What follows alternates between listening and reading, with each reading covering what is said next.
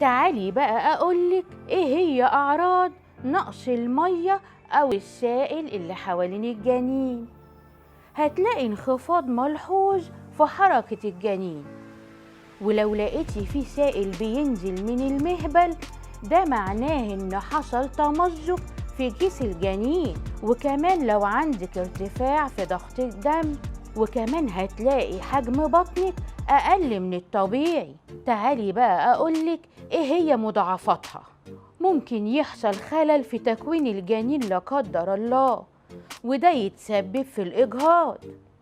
وممكن يحصل عملية ولادة مبكرة، وكمان بتتسبب في ولادة طفل ميت لا قدر الله. خليكي حريصة يا بنتي على نفسك وعلى الجنين. وفي الختام يا رب تكوني بسلام.